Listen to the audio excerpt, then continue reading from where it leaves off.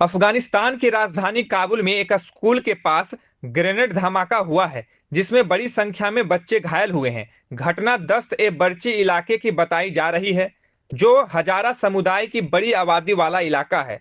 Afghan police ने कहा है कि कई बच्चे घायल हुए हैं और मामले की जांच शुरू कर दी गई है। बताया जा रहा है कि धमाका सोमवार शाम एक निजी स्कूल के पास हुआ। उस वक्त बच्चे स्कूल से बाहर निकल रहे थे। स्थानीय रिपोर्ट में घायलों की संख्या करीब 50 से ज्यादा बताई जा रही है। हालांकि अधिकारियों ने अभी तक कोई अंतिम आंकड़ा जारी नहीं किया है। शुरुआती जानकारी के मुताबिक धमाके में हेड ग्रेनेड का इस्तेमाल हुआ।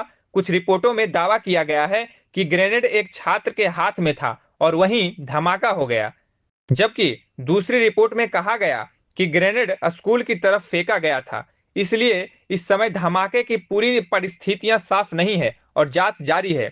धमाके के तुरंत बाद इलाके में अफरा तफरी मच गई। घायल बच्चों को अस्पताल पहुंचाया गया और सुरक्षा बलों ने घटना स्थल को घेर लिया। पुलिस की तरफ से जांच शुरू कर दी गई है, लेकिन अभी तक यह साफ नहीं है कि ग्रेनेड वहां कैसे पहुंचा और इसके पीछे किसका हाथ था। इस घटना की गंभीरता इसलिए भी ज्यादा है क्योंकि धमाका दस्त ए बर्ची में हुआ है। यह काबुल का वह इलाका है जहां हजारा समुदाय की बड़ी आबादी रहती है और यह समुदाय अतीत में कई हिंसक हमलों का निशाना बन चुका है। यही वजह है कि इस घटना के बाद सिर्फ अफगानिस्तान में ही नहीं बल्कि अंतर्राष्ट्रीय स्तर पर भी चिंता जताई गई है। संयुक्त राष्ट्र के अफगानिस्तान मामले के विशेष दूत रिचर्ड बेनेट ने इस हमले की निंदा की है। उन्होंने इसे बच्चों को निशाना बनाने वाला बेहद गंभीर हमला बताया और घटना की स्वतंत्र जांच की मांग की है।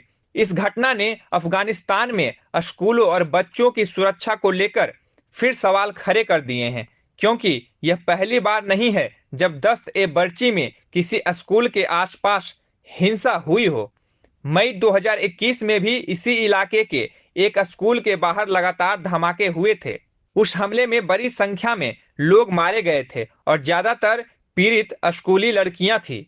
इसके अलावा 2022 में भी काबुल के एक हजारा इलाके में स्कूल के पास धमाके हुए थे, जिसमें छात्रों समेत कई लोग मारे गए और घायल हुए थे। यानी आज का यह धमाका एक ऐसी जगह हुआ है जहां पहले भी स्कूल जाने वाले बच्चों को हिंसा का सामना करना पड़ा है।